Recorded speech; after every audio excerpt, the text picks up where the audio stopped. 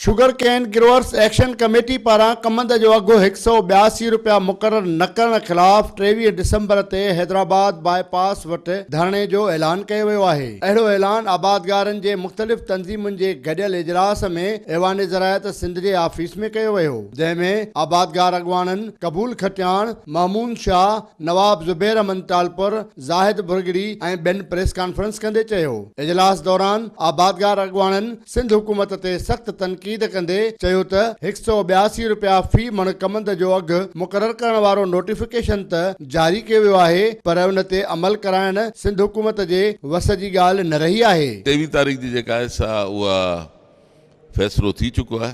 इंशाअल्लाह इहो महा तमामु वॾो धरनो हूंदो तारीख़ी, ऐं इहो उन वक़्त ताईं धरनो जारी रहंदो जेसिताईं 182 रुपए जो रेट नथो मिले। गवर्नमेंट सां असां कोन मिलंदासीं, गवर्नमेंट खे अनाउंस करिणो आहे 182 अनाउंस करे, ऐं धरनो असां तॾहिं कालाफ कंदासीं जॾहिं असांजे ग्रोअर्स जो जेको कमांद मिलते वियो आहे असांखे 182 जी पर्ची मिलंदी। धरणे हणण जो शौक़ु न आहे असांखे, पर हिन वक़्तु अहिड़ी हालत आहे जेकॾहिं असां 182 खां जेकॾहिं 130 ऐं 150 ते कमंद ॾियूं था त असांजो एॾो मुआशी क़त्लेआम थो थिए, ऐं असां हे धरणो रुॻो आख़िरी हल न आहे, इन में बि हज़ारनि जे तादाद में माण्हू हूंदा, पूरी सिंध खां गॾु थींदासीं। साईं धरणो जेको असां हणूं पिया उहो मजबूरी तहत पिया हणूं।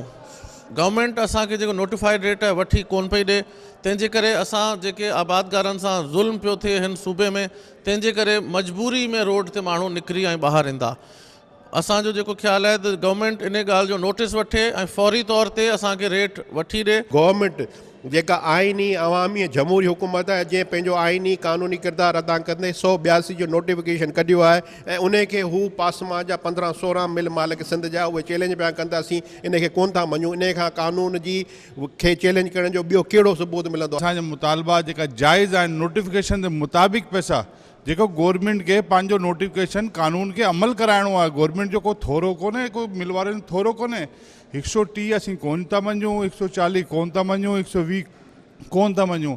ही 23 तारीख़ वारो धरनो इंशाअल्लाह तारीख़ी थींदो। असांजी सरकार सां मीटिंग थी 2 ॾींहं पहिरीं, उन में सभिनी ज़मींदारनि जो हिन वक़्तु इहो ख़्यालु हो त हाणे अॼु खां वठी 23 तारीख़ ताईं सरकार सां न मिलो। इन करे न मिलो, अगरि 182 उन्हनि खे अनाउंस करणा आहिनि अनाउंस कनि त पोइ असीं वरी पाण मीटिंग करे जो कुझु लाइ अमल हूंदो तइ करे वठंदासीं। आबादगार अॻवाननि जो चवणु हो त जेकॾहिं 23 डिसंबर ताईं 182 रुपया फी मण कमंद जो अघु मुक़रर करण वारे नोटिफिकेशन ते अमल न करायो वियो त हू हैदराबाद बाईपास ते हज़ारनि जे तादाद में गॾु थी धरणो हणी ऐं सिंध हुकूमत ख़िलाफ़ पंहिंजो आवाज़ बुलंद कंदा। कैमरामैन हसीब रिंद सां गॾु ज़फर हकड़ो, सिंध TV न्यूज़, हैदराबाद।